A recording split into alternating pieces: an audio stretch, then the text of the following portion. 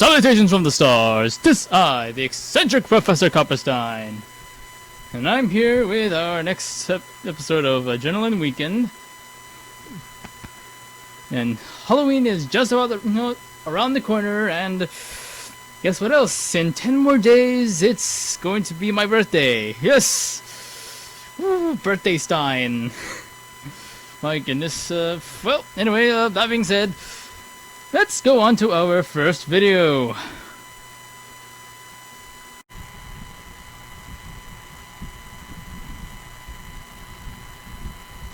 Okay, next video is called Scary True Deep Web Horror Story with Mr. Nightmare. He does a lot of good voiceover and narration, so let's go ahead and start the video.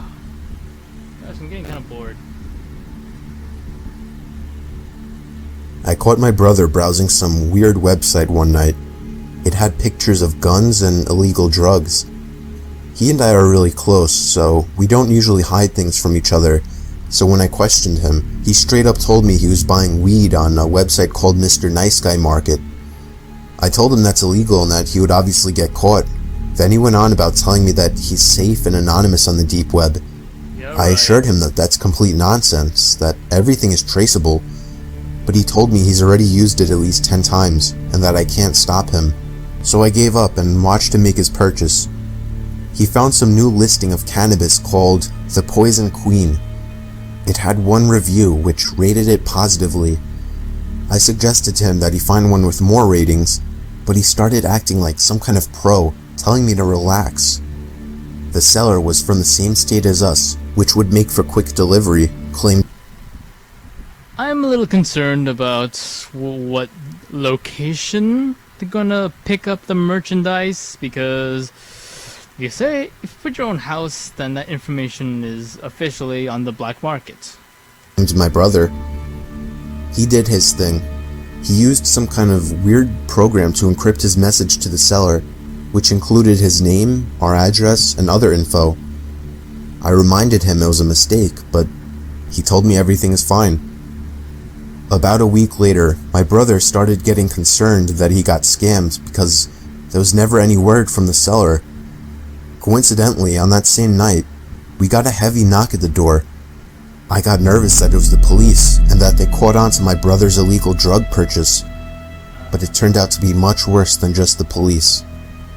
He opened the door, and we were greeted by some sketchy-looking guy with medium-length hair. You told them your address, didn't you? All fuzzy and messy, a brown, messy beard, a fat... Wait, is that me? Brown, fuzzy hair, messy beard. Is that me?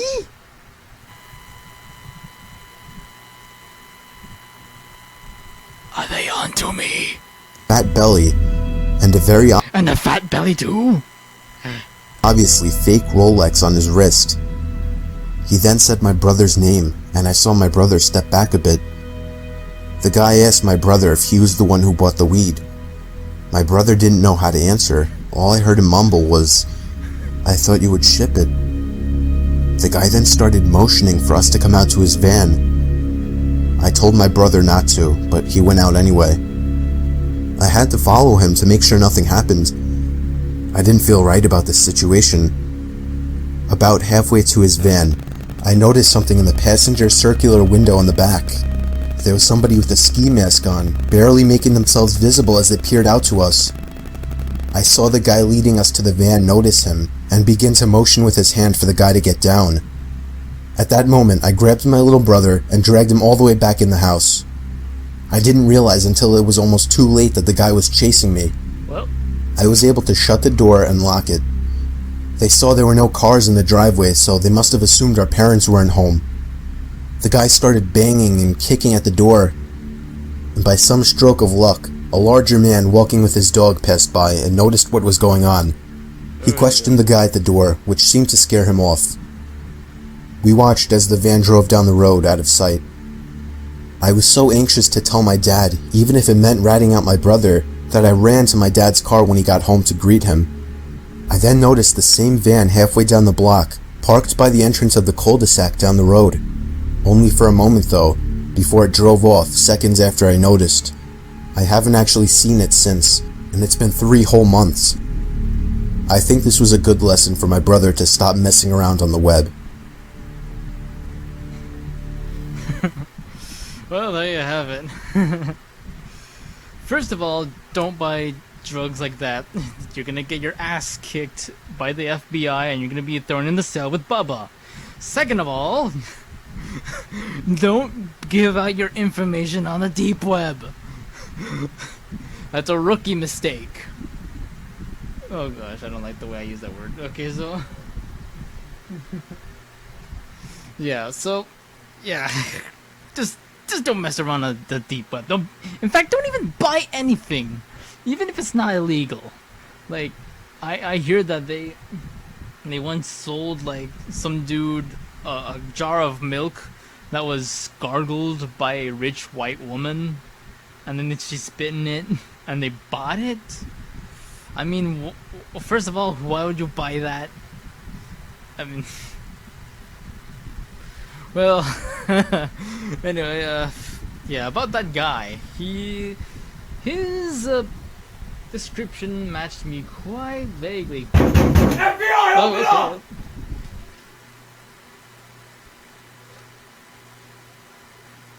Well, I gotta be right back. Okay, hold up.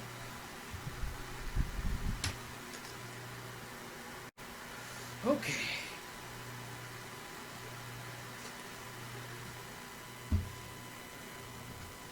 Okay.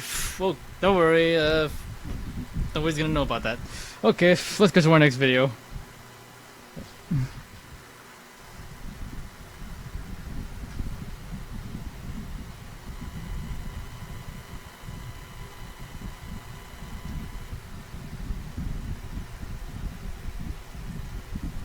For my birthday,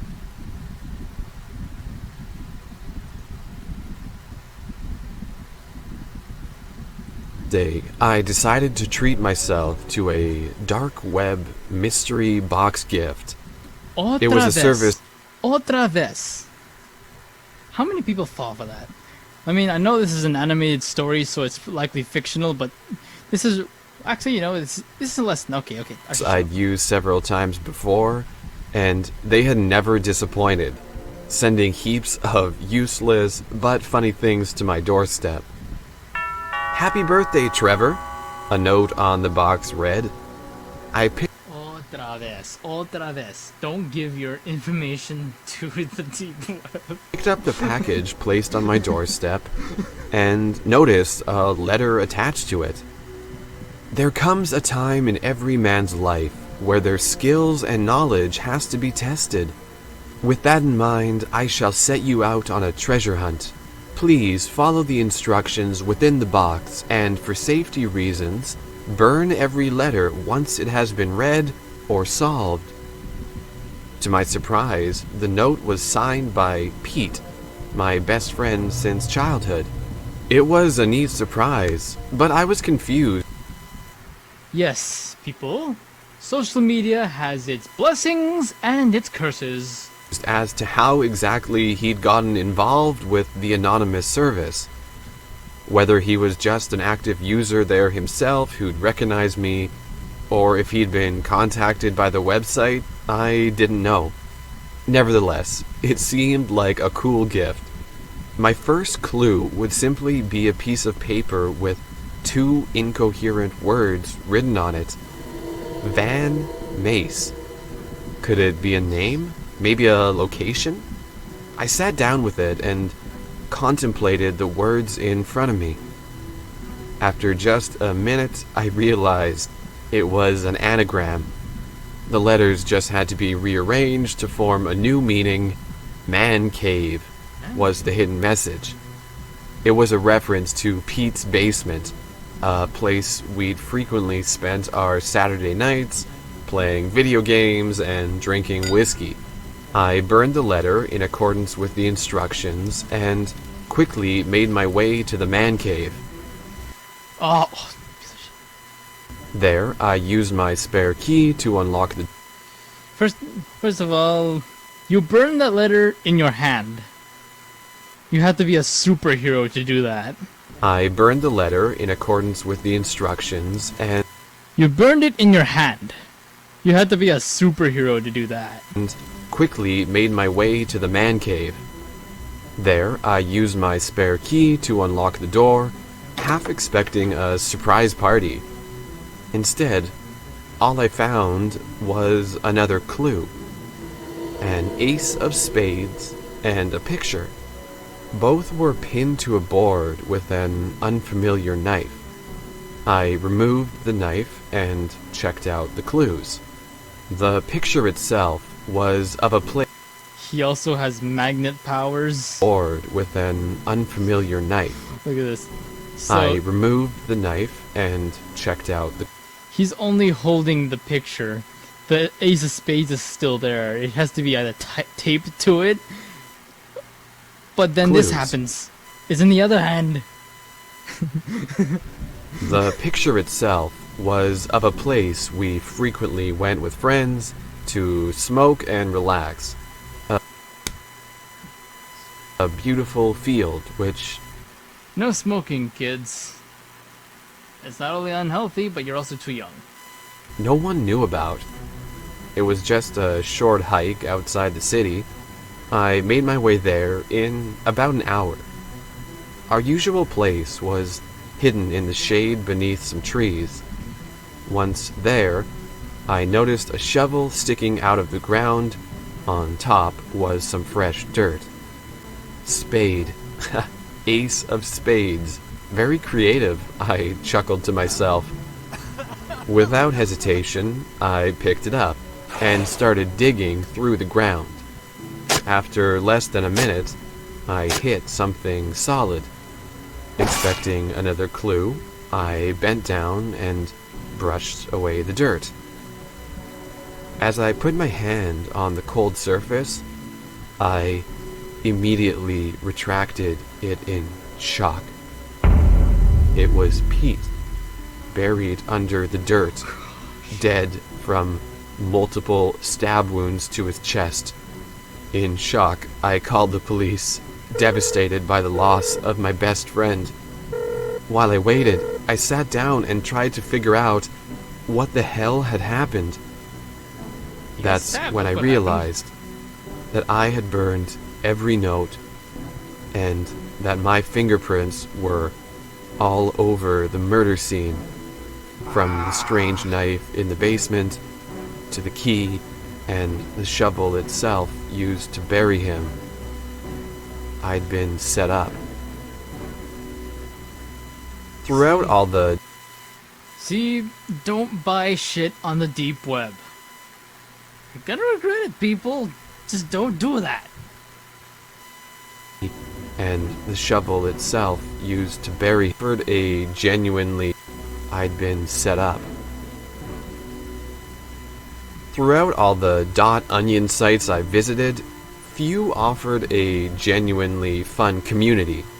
It took years of searching before I finally found one with a Secret Santa kind of concept. It was relaxed, cheap. Secret Santa kind of concept. I mean, of course, I know it's in the title, but seriously. Seriously. Ruining the good image of Santa Claus. Cheap fun that came with strange and thoughtful gifts. My last shipment to a random user was a duck-covered tie, from which I got no response. My own gift, on the other hand, was a USB stick with no label. No. Okay, if you find a USB stick on the ground, just ignore it. You don't know what's in that USB stick. You don't know what files are there. A mystery pen drive within a mystery box. Though I've never been a technological aficionado, I wasn't dumb enough to just insert it into my computer. I had enough brains to use an old laptop that didn't contain any link to social media, bank account, nor emails. It was just an ancient brick that I hadn't used in years, perfect for the cause. Upon insertion, I was prompted to install a chat app. Curious, and feeling as if I wasn't risking anything, I installed it. As expected, a chat box appeared, and I started typing into it. "Hello? Are you ready?" I got in response. "Ready for what?" I typed. "For your gift," the chat stated. "What is it then?" I typed. Without an answer, my computer automatically started downloading a heap of information. Pictures, videos, documents. What they contained were horrors beyond my wildest nightmares. Pictures of murder scenes, videos of kidnappings, or fight rings that resembled gladiator battles. Others showed emaciated people put into trucks to be sold as slaves. All of them were stamped with dates from recent times and connected to different names. The names belonged to the culprits. They were politicians, actors, billionaires, cult leaders, basically a bunch of high-ranking personalities within the United States. Their dirt had been collected, damning evidence and irrefutable proof of horrendous crimes committed, and it had been sent to me. Why me, was all I could ask. How can I bring these people down? I typed into the chat. "You're not supposed to," it responded. "What? Then why send me all this?" I quickly typed. "Because it's fun," the chat said. "What is?" I asked in the chat. "The hunt," the chat quickly said. As he sent the last message, a new set of files were transferred to my computer. Random case files of seemingly random people, all killed under strange circumstances. Though the case files couldn't explain their deaths, it became abundantly clear once I saw that they too had received the same evidence that could bring down all these powerful people. Whoever had sent me the information wasn't trying to bring anyone down. They just wanted to put a target on my back and watch me get put to silence. I'm either forced to keep quiet about the horrors I know, or get hunted down by powerful people with dark secrets. You don't know who to trust, can you? Well, let's go. Well, yeah. My mother died on the 8th of July 2006. My life was in shambles. I took refuge in the only thing that brought me comfort, my computer. I played video games all day and all night. One day, I was playing with a guy named Tom. I had just met Tom, but I felt really comfortable talking to him. Tom somehow knew something was bothering me. I finally told him about my mother. Tom confided in me that his father had passed away the previous year.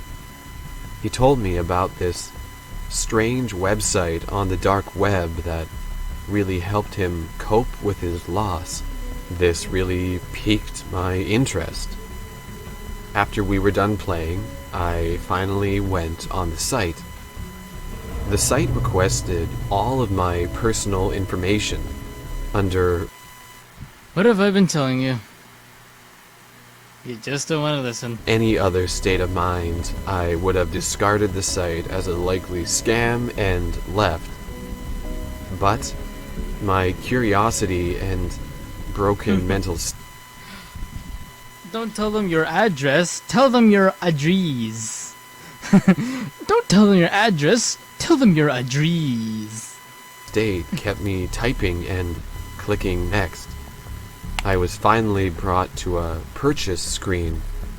It wasn't clear what I was actually buying.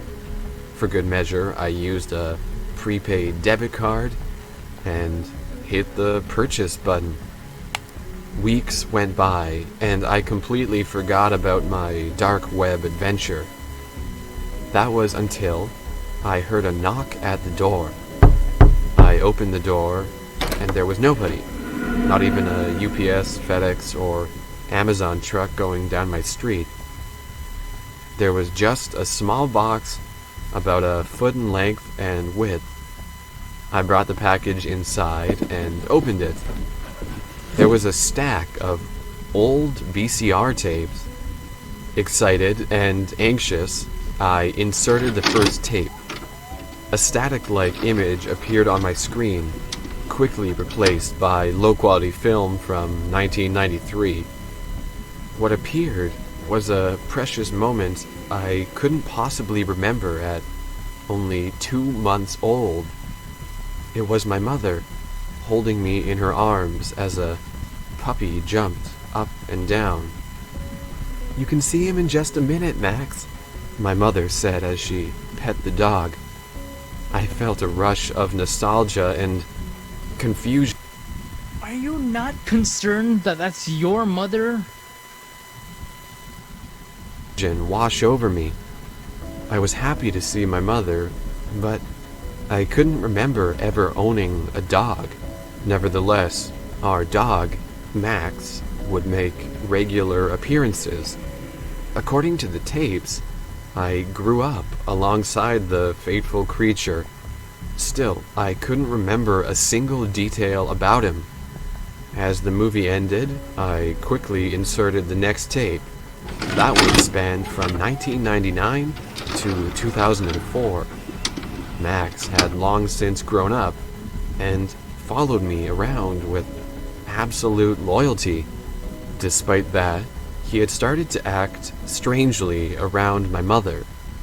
Regardless of the situation, he just kept pawing at her leg. "Hey, what's wrong?" my mother would ask, confused. He whimpered as he kept sniffing her leg. The recording jumped a few months ahead. Suddenly, my mother was wearing a cast around her leg. She looked so sickly, with her hair falling out and her figure emaciated. Based on the footage, I could easily tell she had undergone surgery due to a tumor on her leg, and with the accompanying chemotherapy, her hair had fallen out. Our dog no longer seemed disturbed by her leg. In Max's reality, they discovered my mother's cancer in time. In my world, on the other hand, she'd been diagnosed too late for treatment. As time went on, my mother kept improving. Max grew old by her side and spent more time resting. The final footage of him showed him sleeping in my mother's arms. His time had come, and he passed peacefully in his sleep, having saved my mother from certain death. I felt tears streaming down my face as I stared into the alternate reality. Over there, my mother lived on, saved by the best boy. But that wasn't the truth. In my own world, we never owned a dog. Her cancer was detected too late, and she died in pain on the 8th of July, 2006. Thanks for watching. You can watch... Okay, so did this guy... yeah, I still don't know about this one. Is this from another universe? 'Cause that's... what I'm not sure about is how he's not concerned that that's his mother being in there. Yeah. Anyway, let's go to a... we should have time for one more, so let's go ahead and look. Okay, our first video is going to be called... driving alone at night. Yeah, let's begin. This happened a couple months ago. It feels hollow to put a catchy title on what happened to me because it freaked me the fuck out for a while. I was driving home from work at 2 a.m. I'm a nurse and live in a small city. The roads were totally deserted and it was a freezing night. I don't live far from work, maybe a couple of miles. I'm driving down a residential street around the corner from my house, and I see a man laying face down in the street. Now remember, I'm a nurse. My first thought was, great, gotta help this guy up. I was coming off of a long shift, and falls happen all the time. As I slowed down the car, I suddenly realized what an idiot move this was. I'm a 100-pound woman, and I don't carry any weapons. I thought I should do something to help this guy, so I called 911 and drove past him and slowed to a stop at the end of the block. While I stopped at the light, I explained to the dispatcher that there's a man in the road that might need assistance. All of a sudden I hear a loud bang from the driver's side window. I screamed and looked over. A man was pounding on my window, jiggling the handle of my locked car. I looked in my rearview mirror, and there was no man laying in the street. Still on the phone with 911, I screamed, "I'm so scared," to the dispatcher, and I floored it through the red light. I quickly told him what had happened, and even though I was right by my house, he told me to keep driving. After a few minutes I calmed down, and he told me to loop back around. I pulled over down the road from my house and stayed in the car. Oh, no. I didn't. Okay, just so you know, if you're being chased by that, like that, don't go to your house, cause then they'll know where you live. After that, yeah. So it's best not to pull over to where your house is and go in there, cause then they'll know you live there. See the man anywhere. So I got off the phone with the dispatcher, who told me he was sending the police car to cruise the area. As I gathered my things, I do a final scan of the area, and I see the man. He's walking with two other men. I hunched all the way down to my car until they were far down the road, and then bolted into my house.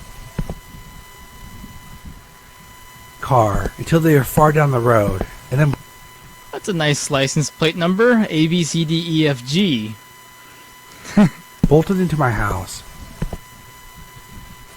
I don't know if he had ill intent, but it freaks the hell out of me that he wasn't alone. Always lock your car doors, and carry mace. Yeah.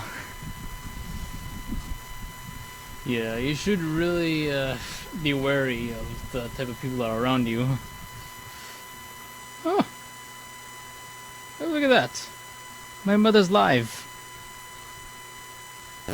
Oh, well then. So, well, let's go on to our next video.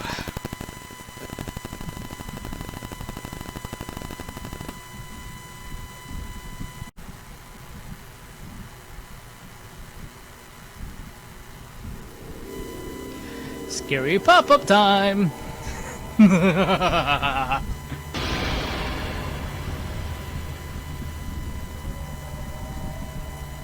You can tell that those are not part of the video.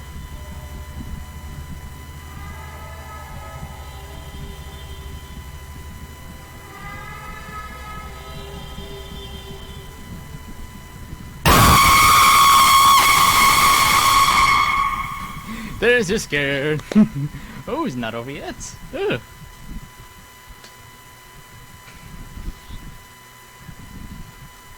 Oh, it is over. Okay.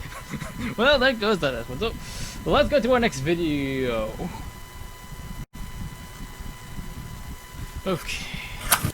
Our next one is Bloody Mary horror short, and it's live action. There we go. So, that being said, let's go to our next video.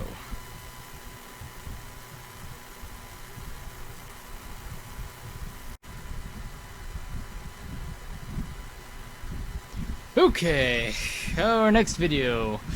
It's a very short 53-second long video, disturbing real deep web video. Now, the thing about these deep web videos is that some of them are not even from the deep web. They're just edgy art film projects.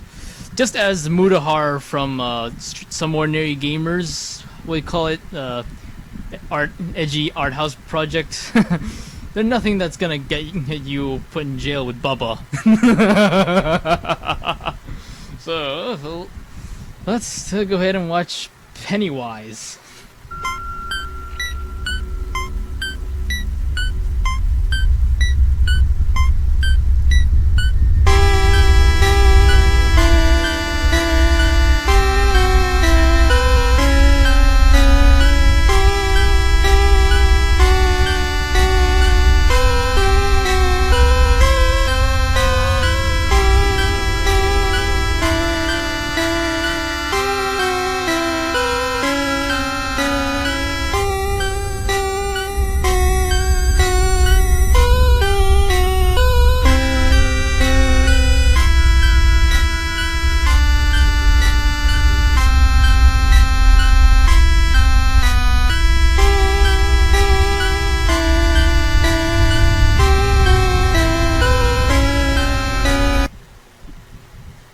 that was boring.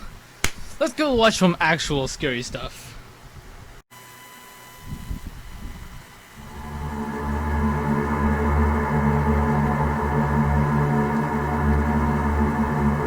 Footage from the deep web. It's footage from the deep web. This is a real.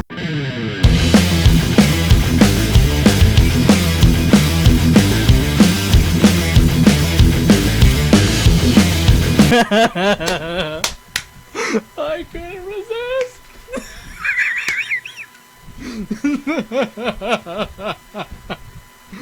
So, oh yes, I finally got the chance to do it to you guys. Oh, this is gonna be so awesome. Well, I rickrolled you. Yeah, this actually wasn't planned up until like I saw it because I saw this title, but then the preview came out and then he showed up and then I realized, oh, nice try, and then I realized, oh no, this is an opportunity, and so I took the opportunity. Well, that's it. So anyway, that does it for this episode. So thank you for watching. Be sure to like and subscribe to also check out my other videos, and remember, legally or even in times of legal troubles, there's still time for science. I'm Professor Copperstein. I'm gonna leave this a like. Leave this a like on mine too as well. I'm Professor Copperstein. Hasta luego.